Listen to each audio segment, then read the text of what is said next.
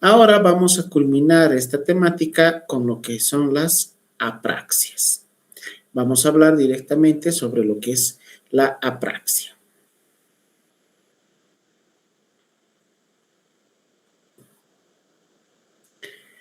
Bueno, vamos a definir este tipo de patología.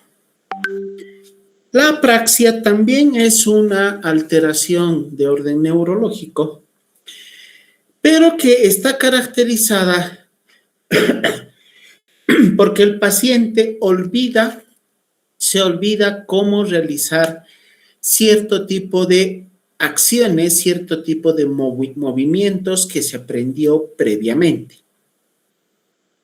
O sea que existe un trastorno en la ejecución de movimientos voluntarios que ya se aprendieron en alguna oportunidad. No por alguna alteración motora, no se debe esta patología a lo que significa lesiones en el área motora, no hay plegias, no hay paresias. Todo lo referido al área motora está conservada. Tampoco existe alteración en la coordinación. Tampoco existe alteración en la comprensión de las órdenes que se le da. O sea, al paciente tú le dices, levante las manos, abra la boca, saque la lengua. Te entiende, te comprende, sabe qué es lo que tiene que hacer. Son movimientos tan básicos, tan rudimentarios, tan rutinarios, pero que el paciente no los va a poder realizar. Les repito, no porque exista lesión en el área motora, lesión de coordinación o de comprensión, sino porque el paciente tiene algún trastorno a nivel neurológico, pero no puede realizar ese movimiento porque en palabras sencillas se olvidó cómo realizarlo. No lo realiza o lo realiza de manera incorrecta. En esta situación podemos también indicar que el paciente entiende la orden, sabe lo que tiene que hacer, tiene la fuerza correspondiente para poder realizar. No hay ningún tipo de parálisis, está conservada la sensibilidad, pero no puede realizar correctamente la acción solicitada. Sabe qué quiere hacer, pero no puede hacerlo correctamente. Es como si le dijeras, vamos a adelantar algo, es como si le dijeras, ponte esta chamarra porque está haciendo frío. Algo tan simple, un movimiento tan rutinario. El paciente en algún momento seguramente utilizó una prenda de vestir similar, pero se olvidó. Ahora se olvida y no sabe dónde tiene que colocarse, si es en las extremidades superiores, si es en las extremidades inferiores, tal vez es en la cabeza. Se olvidó completamente. Entonces, conceptualizaremos a la apraxia como la alteración o trastorno donde básicamente se pierde la capacidad de realizar movimientos previamente aprendidos. Se van a presentar las apraxias por lesiones en el hemisferio dominante. ¿Cuáles son estas zonas? Sobre todo la corteza parietal posterior, las áreas 5 y 7 de Brodmann, área premotora y corteza motora suplementaria, y la conexión interneurológica entre los lóbulos parietal y frontal. Estas conexiones neurológicas y estas áreas neurológicas que les estoy mencionando son las básicas para que podamos realizar movimientos simples y rutinarios, como la imagen que estamos viendo, lavarse los dientes, cepillarse los dientes. De niños no sabíamos cómo hacerlo. Alguien nos enseñó. Alguien nos enseñó cómo agarrar el cepillo, cómo colocar las cerdas del cepillo en en contacto con la superficie de los dientes, cómo realizar el movimiento rítmico de izquierda a derecha, de arriba hacia abajo, cómo realizar el movimiento de limpieza de la cara interna, de la cara externa y de la cúspide de los dientes. Alguien nos ha enseñado. Ahora imagínate que tú que realizas ese movimiento todos los días, como es el de hacerte los dientes, cepillarte los dientes, despiertas un día, agarras el cepillo, sabes que el cepillo de dientes es para cepillarse los dientes, pero te olvidas cómo usarlo. No sabes qué parte es la que tienes que agarrar y qué parte es la que tienes que meter a la boca. Ese sería un ejemplo de apraxia. Las causas para las apraxias, al igual que hemos ido hablando durante todos los temas correspondientes al hito de neurología. La mayor parte de las patologías neurológicas van a ser secundarias a los ACVs, los accidentes cerebrovasculares, a tumores neurológicos, traumatismos cráneoencefálicos, los TECs, o en el caso de las apraxias también a demencia por lesión cortical, como un ejemplo es la enfermedad de Alzheimer. O sea, en el Alzheimer el paciente también, fuera de olvidarse cómo orientarse en el espacio, se olvida cómo realizar estas actividades tan sencillas. Vamos a ir viendo cuáles son los principales tipos de apraxias. Tenemos a la apraxia ideomotora. El paciente pierde la capacidad para realizar movimientos o gestos simples ante una orden verbal. Como en el ejemplo que estamos viendo, en la imagen que vemos, al paciente le damos un peine y le decimos que se peine el cabello. Este paciente entiende lo que tiene que hacer, sabe que el peine o el cepillo sirven para poner en orden el cabello, pero no sabe cómo hacer el movimiento. Y la imagen es muy clara. Fíjense cómo está agarrando el peine al revés y cómo está realizando el movimiento de manera incorrecta. ¿Ya? O sea, la apraxia ideomotora es la pérdida de la capacidad para realizar movimientos simples ante una orden verbal o pierde la capacidad de realizar movimientos de imitación. ¿Entiende la orden? ¿Sabe lo que tiene que hacer? ¿Sabe cómo tiene que hacerlo? Pero al llegado el momento se olvida cuáles son los movimientos exactos para realizar esa acción. Otro tipo de apraxia, la apraxia ideatoria. Incapacidad para realizar una secuencia de actos complejos y ordenados. Acá el ejemplo que siempre les doy va relacionado a la cocina. Si a ustedes les gusta cocinar, igual que a mí, para preparar X o Z platillos se necesita inicialmente ingredientes. Los ingredientes, vamos a suponer, papas, cebolla, tomate, arroz, huevo, tienen que ir siendo colocados en la olla, en la sartén, donde estés preparando el alimento, en una cantidad y en un orden correspondiente. Hay que seguir una receta. La receta te indica paso a paso cómo realizar ese platillo, ese alimento. Te indica las cantidades, te indica el tipo de ingrediente que necesitas, cuál va primero, cuál va luego, tiempo de cocción. O sea, para el cocinar realmente es un acto complejo. Necesita un orden de movimientos, un orden de actividades, porque si no sigues una receta y colocas lo que tenías que poner al final, colocas al principio, puede que el alimento te salga de una manera incorrecta. Otro ejemplo que podemos dar para un movimiento complejo, el encender una vela. Si vas a encender una vela con un fósforo, con un cerillo, Primero colocas la vela, la pones en una superficie donde va a realizar la combustión, un candelabro o algún otro objeto, ¿no? Donde colocas la vela.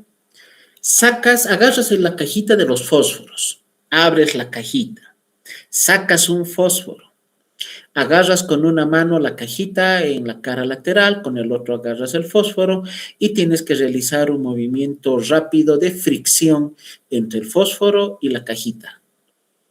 Así la cabecita del fósforo se enciende. Una vez que has encendido la cabecita del fósforo, acercas al pabilo de la vela para que se encienda.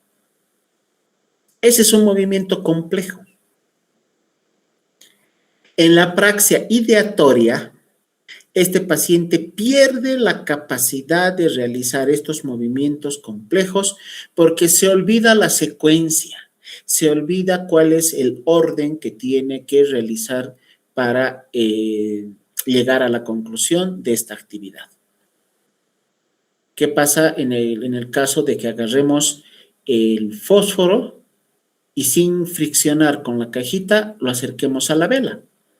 No se va a prender la vela. Es que estamos realizando el movimiento, estamos realizando la acción en un orden incorrecto. Entonces, esta persona no se olvida cuál es el orden de los movimientos, no sabe cómo realizar la secuencia de movimientos y por ende, y en última instancia, lo que significa la presencia o la realización de este movimiento complejo, de esta acción compleja, llega a ser incorrecta. Esto se llama apraxia ideatoria. La apraxia constructiva. Incapacidad para copiar dibujos, para armar o ensamblar objetos, para construir figuras geométricas. La imagen nos muestra claramente un rompecabezas. Dígame, ¿quién en su vida de ustedes no ha armado alguna vez un rompecabezas? Cuando era joven, niño, jovencito, estaba todavía en colegio antes de salir bachiller. Era fanático de los rompecabezas, me encantaba armar rompecabezas.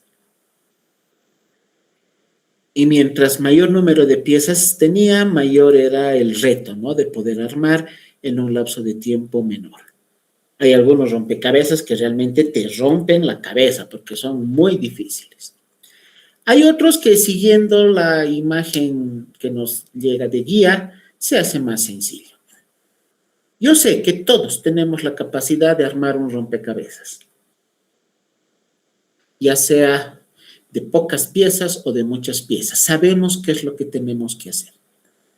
El paciente con apraxia constructiva se olvida cómo realizar estos movimientos, cómo construir figuras geométricas, cómo copiar dibujos, cómo armar objetos.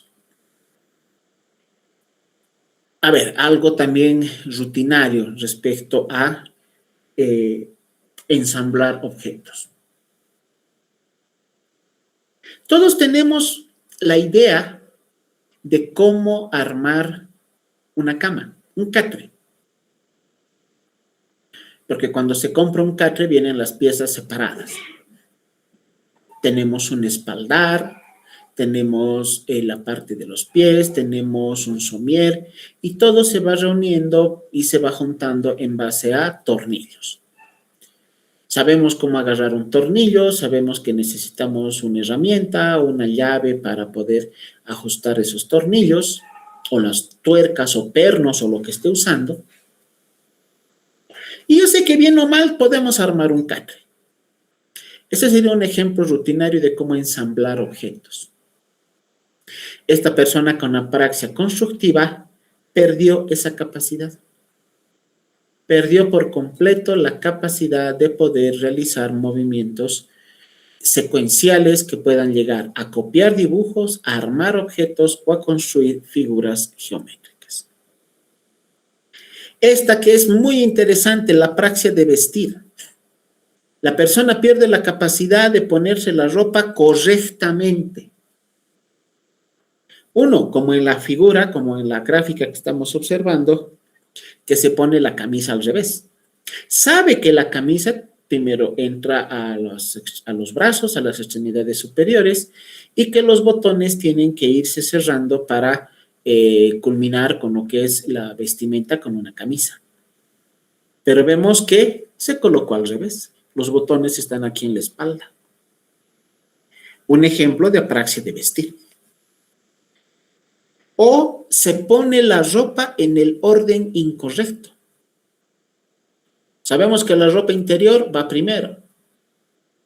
Luego te pondrás otra ropa como un pantalón, una polera, un polo, una camisa, una chompa y finalmente un abrigo, una chamarra en esta época que está haciendo frío. La persona que tiene apraxia de vestir se pondría la chamarra primero y luego recién se quisiera poner la ropa interior. O agarraría una media y se pondría de sombrero, de gorro. O la chalina que va en el cuello se pondría envolviendo una de las piernas. Sabe que es ropa, sabe que sirve para cubrir la piel, sabe que es parte de lo que es las normas de la sociedad. Sabe que poniéndose ropa abrigada lo protege contra las inclemencias del tiempo. Lo que olvidó es la secuencia, el orden correcto para ponerse la ropa. Acá en la parte teórica indica colocar chompa por las piernas o el cuello por la manga. O sea, sabe que tiene que ir en algún lado la ropa, la prenda de vestir, pero se olvidó dónde va cada una de ellas. Siempre les indico esto en el tema, un ejemplo clásico de apraxia de vestir. Es un personaje famoso de las historietas. Famoso en historietas, famoso en películas, en series. El primer superhéroe que yo he conocido, Superman. Tiene apraxia de vestir, Superman. Porque primero se pone el buzo y el calzoncillo está encima. Así se lo muestra siempre. ¿Ya? Entonces, cuando la persona no recuerda el orden correcto para colocarse las prendas de vestir o se coloca una prenda en un lugar inadecuado, vamos a denominar como apraxia de vestir. En la apraxia verbal, la persona perdió la capacidad para coordinar adecuadamente los movimientos del habla. Para hablar necesitamos movimientos muy específicos desde lo que es las cuerdas vocales, músculos de la faringe, los labios que nos sirven para la vocalización correcta, la contracción rítmica de la musculatura respiratoria en los ciclos de inspiración y expiración para poder inhalar y exhalar aire mientras estamos hablando. O sea, es una serie de pasos coordinados que tenemos que realizar para poder hablar. El paciente con apraxia verbal tiene dificultad o la imposibilidad completa para coordinar este tipo de movimientos.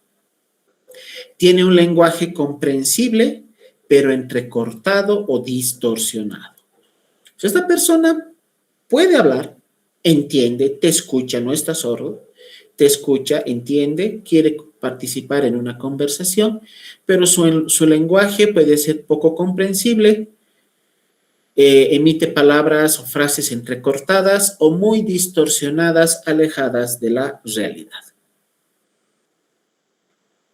En la apraxia agráfica, miren la figura, miren el gráfico. A la persona se le dio esas dos palabras para que copie. Dice espacio y abajo dice psicofamiliar. Y se le pidió que copie. En la parte de arriba está lo que el paciente ha escrito. No tiene ninguna relación, no se entiende lo que ha escrito. Aparentemente yo veo una O que parece estar al revés, una I, una P, una R, pero no hay una secuencia adecuada no hay una relación entre lo que son las letras y hay obviamente letras completamente distorsionadas. Esta es una praxia agráfica que afecta la capacidad para escribir. El paciente sabe lo que quiere escribir. Lee lo que está en el ejemplo, ahí dice espacio y psicofamiliar. Lee, entiende, sabe que tiene que copiar, pero no logra coordinar sus movimientos para poder escribir. Como nos indica más abajo, el paciente realiza trazos desorganizados, trazos de las letras completamente desorganizados e incorrectas. Letras mal formadas, ¿no? Que hay letras pero que no se entienden. Y la secuencia de colocar una letra después de otra está completamente desorganizada y nos presenta al final esta serie de, llamemos, trazos que son completamente incomprensibles. Entramos a otro grupo de trastornos, las afasias. Es un trastorno del lenguaje que está causado por una lesión cerebral. Causas para esta lesión cerebral, las mismas que hemos mencionado ya previamente: tumores, procesos infecciosos, traumatismos craneoencefálicos, accidentes cerebrovasculares.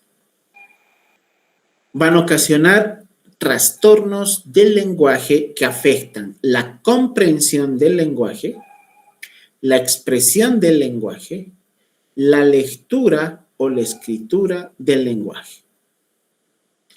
Esta persona no tiene alteración de la inteligencia, es una persona que conserva su capacidad intelectual, su coeficiente intelectual es normal. Tampoco perdió la capacidad motora de los órganos del habla. O sea, puede hablar, todo lo que hemos hablado, todo lo que hemos referido respecto a los músculos que participan en el habla está normal, pero pierde total o parcialmente la capacidad de usar el lenguaje para expresarse o de entender el lenguaje. A eso vamos a denominar como afasias. En las afasias debemos tomar en cuenta los siguientes conceptos relacionados a esta alteración. Ecolalia, repetir involuntariamente una palabra o una frase. Le estás hablando a una persona que tiene afasia con ecolalia y como eco el paciente repite lo que tú le estás diciendo. Le haces una pregunta, por ejemplo, ¿qué te parece el frío que está haciendo? Y el paciente va a repetir frío, frío, frío, frío. Repite involuntariamente una palabra o toda la frase. Esa es la ecolalia. Los neologismos, de lo cual ya hemos hablado en algún momento en clases, se los he mencionado. Dar nuevo significado a palabras existentes, crear palabras nuevas en el lenguaje propio o utilizar palabras de otro idioma como si fueran propios. Este último párrafo que hemos hablado es el que está muy de moda ahora. Por ejemplo, en lugar de decir consejos para estudiar medicina, ¿qué palabra usamos? Tips. Tips. Esas son palabras en otro idioma. Es una palabra en otro idioma, pero que la hemos vuelto como parte de nuestro hablar en español. De un coach, pero ¿por qué dicen entrenador? Tan lindo que es el español. Pero nos hemos acostumbrado a utilizar palabras de otro idioma y a eso denominamos neologismos. Ahora, obviamente, que tú utilices ocasionalmente alguna palabra de otro idioma y la metas al español no significa que estés mal a nivel cerebral, que tengas una patología relacionada a la afasia. Pero la persona que utiliza continua y permanentemente en su diario hablar este tipo de situaciones, palabras de otro idioma, o crea nuevas palabras en un lenguaje propio, son típicas de lo que es la afasia, del tipo de los neologismos. Parafasia, situaciones un poco más complejas y más raras. Parafasia fonémica, sustituye, omite o adición de fonemas. Por ejemplo, dice pato en lugar de plato. Se está comiendo una letra, se está comiendo la L. Tiene un plato donde sabe que tiene que servirse su almuerzo y en lugar de decir pásame el plato, dice pásame el pato. Esa es una parafasia fonémica. Una parafasia verbal o semántica. Sustituye palabras por otras relacionadas de significado, del mismo campo semántico. Dice tenedor en lugar de cuchillo. Si yo les menciono las siguientes palabras, a ver, una cuchara, una cucharilla, un cuchillo, un tenedor, todas estas palabras se van a relacionar y se van a conjuncionar en un campo semántico que serían cubiertos. Si yo les menciono un perro, un gato, un león, un tigre, una jirafa y una gallina, el campo semántico serán animales. Si les menciono, por ejemplo, papa, tomate, cebolla, zanahoria, el campo semántico serán alimentos. En la parafasia verbal, el paciente cambia una palabra por otra palabra, pero relacionada al mismo campo semántico. Puede estar agarrando un animalito que dice miau, pero utiliza una palabra del mismo campo semántico y dice, este animal es una jirafa. Sigue en el mismo campo semántico que son los animales, solamente que se equivocó. Y no es que se equivoca a propósito, sino es una equivocación completamente involuntaria. Parafasia neologística. Usa palabras inventadas con un significado que no es reconocible. El ejemplo, dice glufante en lugar de decir elefante. La palabra se parece, glufante a elefante, pero no tiene significado, es una palabra irreconocible. A esto denominaríamos parafasia neologística. Neo significa nuevo, ¿no? Uso de palabras nuevas, uso de palabras inventadas. Estamos repitiendo lo mismo. Ahora, vamos a ver tipos de afasias. Hay varios tipos de afasias, pero vamos a mencionar las más comunes. Empecemos con la afasia de Broca, que también se denomina afasia motora o afasia expresiva. La lesión se encuentra a nivel del área de Broca, en el sistema nervioso, sobre todo a nivel de la circunvolución frontal inferior izquierda. O sea, tenemos una zona neurológica muy bien identificada. Lóbulo frontal en la circunvolución inferior izquierda. En la afasia de Broca, el paciente presenta lenguaje no fluido, no puede hablar de una manera fluida. Emite frases cortas y tiene un esfuerzo evidente para poder hablar. La comprensión del lenguaje está relativamente conservada, relativamente, no por completo. O sea, tú le hablas y la persona te entiende, pero te entiende no al 100%. O sea, la conservación de la comprensión del lenguaje está parcialmente conservada. Ejemplo clínico, paciente intenta decir quiero agua y dice quiero, a. Se ha comido palabras, se ha comido letras. No logra decir completamente quiero, dice quiere. no logra decir completamente agua, dice a. Sabe lo que tiene que decir. Te entiende lo que le estás hablando, quiere darte una respuesta, pero al momento de emitir su respuesta, lo hace de una manera incompleta. Esta persona se frustra al no poder expresarse correctamente porque entiende perfectamente lo que se le dice. O sea, esta persona está consciente de su error.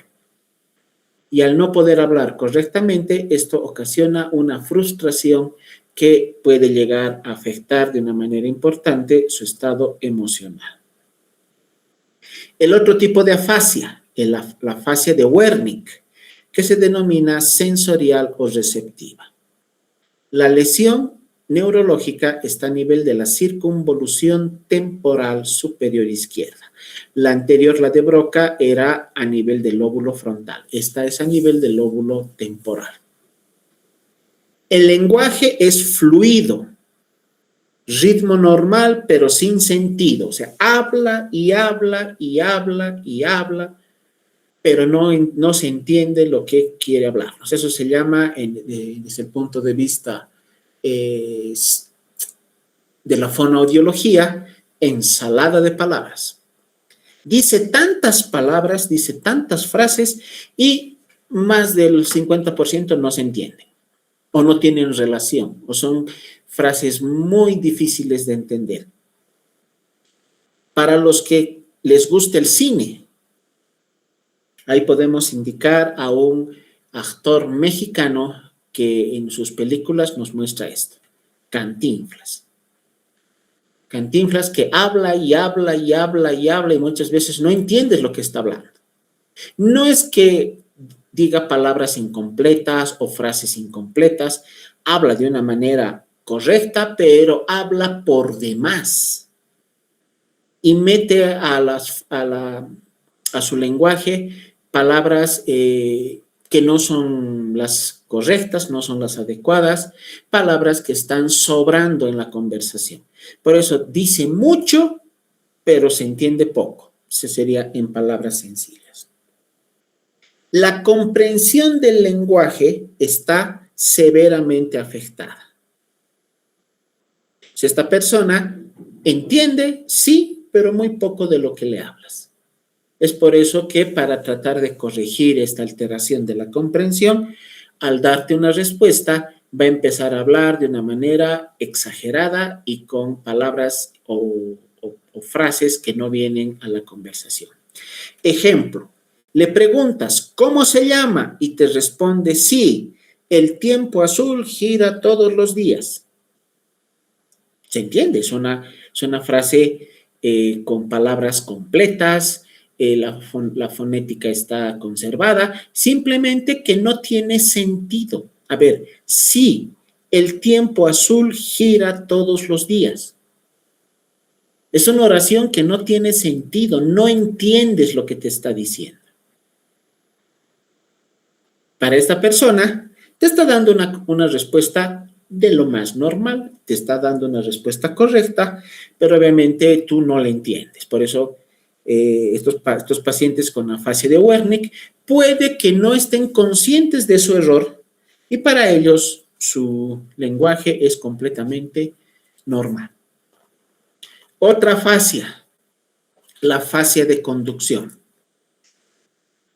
La lesión está a nivel del fascículo arqueado, que es una zona neurológica muy especializada que conecta el área de Broca en la parte frontal y el área de Wernicke en la parte temporal. En esta fase de conducción, el lenguaje es fluido y la comprensión está conservada. Comprende órdenes y se comunica correctamente, pero no puede repetir frases simples. Si le pides repetir ni lo uno ni lo otro, ¿qué te va a decir? Ni, uno, otro. O sea, te escucha, te entiende, solamente que no puede repetir lo que tú le estás diciendo que repita. No es tan difícil, ¿no? Ni lo uno ni lo otro, solo que son palabras muy parecidas entre sí. Tenemos palabras repetidas Es una frase relativamente compleja, pero esta persona se complica más de lo normal al momento de querer repetir lo que le estás indicando y por eso emite esa frase de esta manera. Ni, uno, otro. Así que es como si se comiera letras, como si se comiera palabras. Signo característico. Parafasias fonémicas, errores en el sonido de las palabras. Cuando nosotros hablamos, al escuchar, en este momento ustedes me están escuchando y entienden lo que les digo, porque el sonido de mi voz, el orden que voy acomodando las letras, mezclando lo que son vocales con consonantes, está en un orden correcto. Pero en un paciente con afasia de conducción no se podrá entender el lenguaje porque hay errores en el sonido, no se pronuncia de una manera adecuada y por lo tanto puede llegar a dificultar la comprensión del lenguaje que esta persona está emitiendo. Una afasia global, esta es la más seria, la más delicada, la más grave de todas las afasias. Afasia global. Lesión externa en el área perisilviana. Incluye el área de Broca, de comprensión, incluye el área de Wernicke y el fascículo arqueado. Lenguaje ausente o lenguaje no fluido y la comprensión del lenguaje muy alterada. El paciente solo emite sílabas de manera automática, pero sílabas o un par de letras o un par de palabras que no tienen ningún sentido. Se puede entender gestos o tonos de emociones, pero no las palabras. O sea, este paciente no logra hacerse entender, porque al momento de hablar emite letras aisladas, sílabas aisladas o palabras sin ningún sentido. Es por eso que estos pacientes o para estos pacientes se han creado estas tablas. Esta persona se comunica a través de estas tablas, donde como no puede hablar, muestra figuras, como vemos en la parte superior de la gráfica. Aquí muestra letras, aquí están los meses del año, los números, los días de la semana, los números, sí, no, más, menos. Esta persona anda con esta tabla bajo el brazo y cada que quiere hablar o que quiere comunicarse con otra persona, como no puede hablar correctamente, muestra una de estas figuras, coloca el dedo en una de estas figuras como un mecanismo para tratar de hacerse entender. Tú le hablas y te entiende perfectamente. Lo que no puede es darte una respuesta en base a comunicación verbal. Por eso esta afasia global es la más grave de todas. Otro tipo de afasia, la transcortical motora. Lesión a nivel de la región anterior al área de Broca, justo por delante del área de Broca. Lenguaje no fluido, pobreza verbal. El lenguaje no puede emitirse de una manera fluida, no puede emitirse de una manera correcta. Y este paciente tiene pobreza verbal, habla muy poco. Te entiende perfectamente, pero habla muy poco. Ejemplo clínico, responde poco o con frases cortas, pero repite frases largas sin ningún tipo de dificultad. Mientras más larga sea la frase, te entiende mejor. Y puede repetir esas frases largas sin mucha dificultad. Pero cuando trata de hablar con frases muy cortitas, frases que tengan pocas palabras o palabras que tengan pocas letras, ahí se presenta la dificultad. Otra afasia, la transcortical sensorial.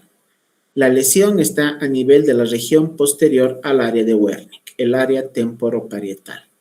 Lenguaje fluido, pero incoherente. comprensión muy alterada. La comprensión para este paciente está muy alterada, por lo tanto, difícilmente va a entender lo que quieres hablarle. Ejemplo clínico. El paciente repite frases completas que no comprende. Le dices, el perro ladra, y te va a repetir, el perro ladra, sí, sí, el perro ladra, el perro ladra. O sea, repite frases completas. Te escucha, te entiende el lenguaje que le estás emitiendo, pero no logra darte una respuesta coherente, simplemente repite y repite y repite lo que tú le estás hablando. No logra tener un lenguaje propio. La afasia anómica. La lesión está a nivel del lóbulo temporal o parietal, ambos en el lado izquierdo. Lenguaje fluido, lenguaje comprensible, comprensión y repetición de frases conservada, pero tiene dificultad para encontrar nombres de los objetos, por eso se llama anómica. ¿Cómo se llama esto? Tú le muestras un bolígrafo y se olvida qué nombre ponerle a ese objeto. Y te va a decir, ¿cómo se llama esto? Esa cosita, pues, ese objeto que se usa para escribir. Sabe que un bolígrafo es para escribir. Solo que se olvidó el nombre. Se olvidó. Por eso se llama afasia anómica. Se olvidan los nombres. Habla con rodeos para describir algo. La cosa con la que cortas papel, en lugar de decirte la tijera. El objeto con el que te sirves los alimentos en una sopa, en lugar de decirte cuchara. Ese objeto que te pones en tus pies para caminar, en lugar de decirte zapato. No puede dar el nombre de los objetos. Sabe para qué sirven, sabe para qué se usan, sabe cuál es la utilidad de cada uno de estos objetos. Son objetos cotidianos, conocidos, los conoció en algún momento, pero llega un momento en que se olvida el nombre de los objetos.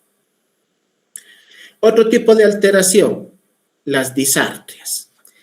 Es un trastorno del habla que está causada por una alteración en el control muscular de los mecanismos articulatorios, mecanismos que permiten articular las palabras, emitir las palabras. O sea, aquí el problema está en la articulación. Se debe a lesiones a nivel del sistema nervioso central o también en algunas zonas del sistema nervioso periférico. En la disartria no hay alteración del lenguaje. El lenguaje está conservado. El problema va en la ejecución motora del habla, o sea, en la articulación de las palabras. El paciente sabe lo que quiere decir, pero no puede articular correctamente cada una de las palabras. Y esto viene porque no puede realizar los movimientos musculares correctos de contracción y de relajación a nivel de músculos de los labios, músculos de la boca, músculos de la faringe o músculos o la musculatura lisa a nivel de las cuerdas vocales. Etiología. Tenemos diversos tipos de alteraciones neurológicas como causantes de las disartrias. Accidentes cerebrovasculares, traumatismos craneoencefálicos, la esclerosis lateral amiotrófica, un tipo especial de esclerosis, la esclerosis múltiple, el Parkinson, ataxias cerebelosas, miastenia gravis o parálisis vulvar o pseudovulvar a nivel del bulbo raquídeo. O sea, para las disartrias tenemos como origen situaciones mucho más completas en relación a lo que hemos visto previamente. O sea, hay un mayor número de patologías neurológicas que pueden llegar a ocasionar las disartrias. Tenemos alteración en la voz, alteración en el tono, en el timbre, en el volumen de la voz, que es la característica para esta patología. En el habla, alteraciones en la articulación de los fonemas semánticos del lenguaje. Alteración en la fluidez verbal. El paciente puede llegar a presentar lo que conocemos como tartamudeo. En el lenguaje, alteraciones en el desarrollo o uso del lenguaje tanto verbal como no verbal. Nosotros nos comunicamos con lenguaje verbal, que es a través del habla, y lenguaje no verbal o lenguaje corporal, ¿no? Con nuestro cuerpo, con distintas posiciones o actitudes que adoptemos, también nos sirve para comunicarnos. La deglución. Estos pacientes pueden llegar a tener alteraciones en el proceso de la deglución, o sea, por alteración en el movimiento de contracción de los músculos de la orofaringe, que son los que nos permiten deglutir los alimentos o deglutir la saliva. Esta alteración en la deglución está relacionada con la etiología de las disartrias. Estas disartrias sobre todo se presentan en pediatría, en niños, que es la etapa en la cual se llegan a diagnosticar. No sería raro encontrar en algún momento alguna disartria en adultos, pero es una situación mucho más compleja o más difícil de encontrar. Manifestaciones clínicas. Varían según el tipo de disartria, pero tienen en común las siguientes manifestaciones. Dificultad para articular palabras, cambios en la voz que se manifiestan con ronquera, o sea, el paciente habla como si estuviera roncando, con un tono nasal. El tono nasal es el que adoptamos cuando hablamos con la nariz tapada, ¿no? Si nos tapamos las fosas nasales, así vamos a hablar, ¿no? Cuando nos tapamos la nariz. Ese es un tono nasal. Y va a haber debilidad en el tono de la voz. El paciente puede hablar con un volumen más bajo de lo usual. Hay alteraciones en el ritmo para hablar o en la entonación de las palabras. Movimientos torpes o lentos de la lengua y los labios que son básicos para lo que es una correcta articulación. Disminución de la inteligibilidad, o sea que no se entiende. Se disminuye la capacidad del entendimiento de lo que ese paciente está hablando. En casos severos, anartria, incapacidad total para hablar. Este paciente no habla, directamente no habla. A eso se llama anartria. Tenemos formas clínicas, tipos de disartrias. La disartria espástica o pseudovulvar, secundaria a un ACV bilateral, una enfermedad lateral o esclerosis lateral amiotrófica, esclerosis sistémica múltiple o algún otro tipo de patología neurológica. Este paciente se caracteriza por un habla lenta, forzada, monótona, habla con esfuerzo, con una voz áspera y ronca, muy lenta, aumento del tono muscular, reflejo nauseoso muy aumentado, por eso tiene dificultad para la articulación de las palabras a nivel de la orofaringe y dificultad para movimientos a nivel de la lengua, esos movimientos finos que son los que dan la característica para el habla fluida y el habla perfecta. Ejemplo clínico, paciente con habla explosiva. El paciente habla, pero tiene dificultad para separar las palabras. Cuando hablamos, emitimos una palabra, luego otra, luego otra, luego otra. Una continuación de otra. La reunión de estas palabras formará frases, formará oraciones. Este paciente empieza a hablar de una manera tan acelerada y tan atropellada que las palabras se atropellan unas con otras y en última instancia no se entiende lo que el paciente te quiere decir. Otro tipo de disartria, la disartria flácida, por lesión a nivel del tronco encefálico, por diversos tipos de polineuropatías o una enfermedad severa como es la miastenia gravis, donde se produce progresivamente la parálisis muscular generalizada.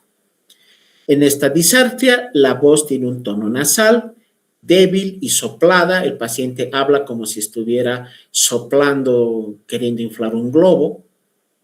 Habla lenta y arrastrada. Presenta atrofia en distintas zonas de fibras musculares a nivel de la lengua. El reflejo nauseoso está completamente abolido. El ejemplo, paciente con voz apagada, con dificultad para deglutir y babeo continuo, o sea, hipersalivación, a lo que denominamos semiológicamente como cialorrea.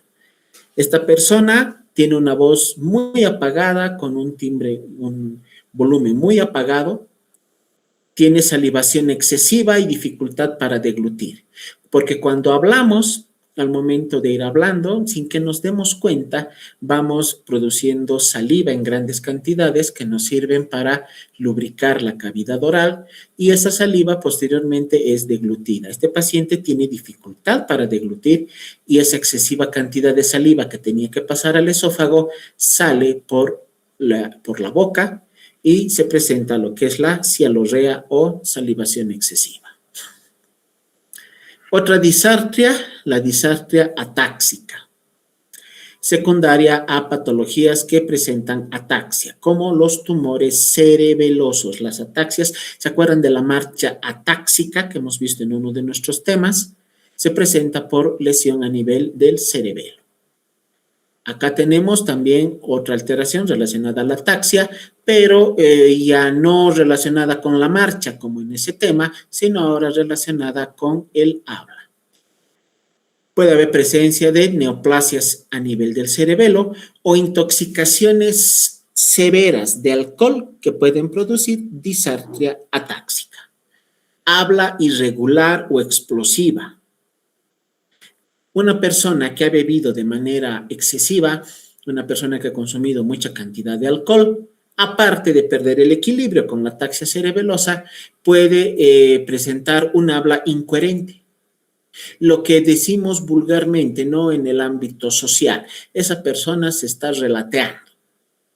Ha bebido tanto que ya todo el mundo es su amigo, empieza a hablar, a hermanarse con todo el mundo, todos son sus amigos, habla con todos, pero lo que habla no se entiende. Se van a acordar de ese ejemplo para poder recordar lo que es una disartria atáxica. Se tiene variaciones en la intensidad, en el tono y el volumen de la voz y en la velocidad del habla. Hay momentos que habla más rápido, hay momentos que habla más lento.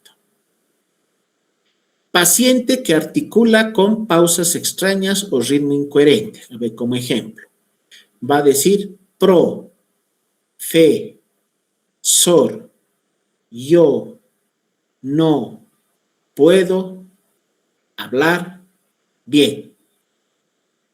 Está poniendo pausas entre cada una de las partes de la palabra y entre las oraciones, pausas que no deberían existir. Debería hablarse de una manera fluida. Profesor, yo no puedo hablar. Esa sería la manera correcta de indicar esta frase. Pero esta persona con disartria atáxica lo que hace es poner esas pausas incoherentes, esas pausas innecesarias al medio de las palabras. La disartria hipoquinética, frecuente en la enfermedad de Parkinson. Los pacientes con Parkinson tienen voz monótona, voz temblorosa y de una tonalidad baja. Puede hablar rápidamente, tratando de hacerse entender, pero se logra lo contrario. Esta persona no se le entiende lo que habla. Escasa expresión facial, porque al momento de hablar, la emisión de las palabras siempre se acompaña de expresión facial. Si tú le miras a la cara a una persona que te está hablando, lo que te está emitiendo a través del lenguaje verbal se llega a reforzar con lo que es la mímica facial. Esta persona con Parkinson te habla de cualquier tema y su cara es inexpresiva. No emite ningún tipo de sentimiento, no emite ningún tipo de manifestación mímica, y por lo tanto es como si fuera un muñeco y simplemente estás escuchando un parlante. Esta persona no expresa ningún tipo de reacción con su mímica facial al momento de hablar. Como ejemplo, paciente que tiene voz baja, voz de un tono bajo, de un volumen bajo, habla rápidamente, pero en un volumen muy bajito que no se le escucha y con repetición de varias sílabas, a lo que se llama taquilalia, como la taquicardia, como la taquipnea. Aquí tenemos otra palabra, taquilalia. Repetición excesiva y rápida de las palabras. La anterior era la disartria hipoquinética. Ahora tenemos algo contrario, la disartria hiperquinética, típica de una enfermedad neurológica que se llama la corea de Huntington y también se puede presentar en distonías o patologías que se conocen como discinesias. Esta persona tiene tono y ritmo del habla muy variables. Puede tener un tono elevado en algún momento, en otro momento un tono disminuido, un ritmo acelerado, un ritmo lento, muy variable de una frase a otra.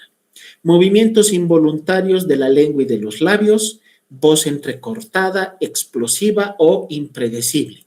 Y obviamente al mismo tiempo voz completamente incomprensible. La disartria mixta, donde se tiene una lesión que compromete a varias zonas, como son el área piramidal, el bulbo raquídeo, a nivel del cerebelo, puede haber una combinación de varias zonas neurológicas lesionadas al mismo tiempo. Causa frecuente la esclerosis lateral amiotrófica y la esclerosis múltiple. Esta enfermedad, por si acaso, la esclerosis sistémica y esclerosis múltiple, la van a estudiar el próximo semestre en la materia de reumatología.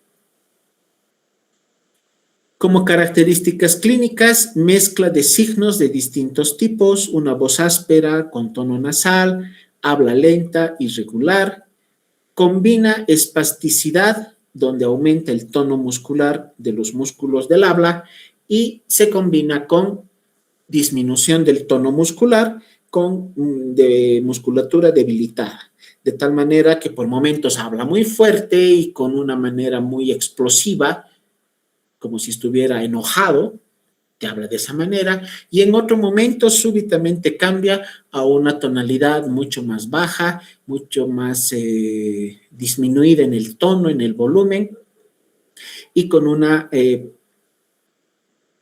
contracción de los músculos relacionados al habla muy debilitada. El paciente tiene voz ronca, esfuerzo para hablar y pausas entre una palabra y otra o entre una oración y otra de manera irregular. A ver, veamos una comparación entre los distintos tipos de trastornos que hemos visto hoy día. La afasia afecta el lenguaje, pero no la articulación. La comprensión usualmente no está conservada. En la disartria no afecta el lenguaje, pero sí afecta la articulación y mantiene la comprensión conservada. La apraxia del habla no afecta el lenguaje, afecta la articulación y también afecta, o más bien, también mantiene la comprensión conservada. Esta tablita nos muestra las principales diferencias entre los tres tipos de alteraciones que hemos visto, que son la afasia, la apraxia y las disartrias. Bien, este tema, bueno, el tema completo que hemos visto en la clase anterior y en la clase del día de hoy, podemos denominarlos como temas de complejidad en cuanto a su entendimiento. Fíjense, seguramente para muchos de ustedes han escuchado por primera vez este tipo de alteraciones, tal vez no las conocían, porque no son situaciones que se vayan a utilizar de una manera rutinaria en un examen neurológico. Pero vean todo lo que hay que hacer en la exploración neurológica. Afasias, apraxias, disartrias, no se van a presentar en todas las patologías neurológicas, no van a estar presentes en todos los pacientes que tengan alguna alteración del sistema nervioso central. Pero una vez que podamos identificar a uno de estos pacientes con alteración del habla, del entendimiento del lenguaje o la falta de coordinación para realizar movimientos simples y rutinarios, entonces ahí tenemos que poner en práctica la temática que hemos visto en este tema, que es la semiología del área mental. Bien, muchachos, llegamos a la conclusión de todo lo que significa semiología neurológica. Este es el último tema de semiología neurológica. Quiero repetir nuevamente, quiero que se den cuenta de todo lo que hay que hacer en un examen neurológico. Vean que es amplio, es mucho lo que hay que hacer, mucho lo que hay que investigar, mucho lo que hay que indagar.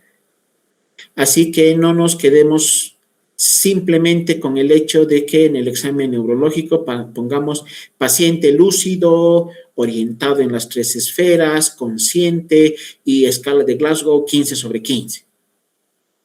Ese es ni el 5% de todo lo que hay que realizar en lo que es el examen físico neurológico. Tenemos un tema más que está en el programa del hito 4, fuera de lo que es la semiología neurológica, que es la semiología renal. Este tema está también dividido en 2 clases para el próximo martes y el próximo jueves, 2 y 4 de junio. Y el examen del hito 4 estaría programado para el martes 9 de junio. O sea, estamos a 10 días prácticamente de la fecha de la evaluación del hito 4. No sabemos qué pasará. No sabemos si seguiremos bajo esta modalidad virtual o vamos a ya retornar a la presencialidad. No se olviden lo que les dije. Si el día 9 de junio estamos en la universidad ya con clases normales, el examen lo damos como hemos dado los otros exámenes, incluidos los 12 pasos del hito 4. Ahora, si todavía seguimos bajo la modalidad virtual, no vamos a dar examen del hito 4 y vamos a empezar con los temas del hito 5. Instrucciones de las autoridades de la universidad que el hito 4 y el hito 5 sí o sí tienen que ser evaluados bajo la modalidad presencial. Nuevamente les repito, fíjense bien en las fechas de presentación de sus trabajos, la fecha del hito número 4, la fecha del reto del hito número 4 y vayan colocando sus trabajos en plataforma para que yo ya los vaya calificando. Nada más por hoy día, chicos, que la pasen bien, nos vemos el próximo día martes. Hasta luego. Hasta luego, doctor. Hasta luego, doctor. Hasta luego, doctor. Hasta luego, doctor.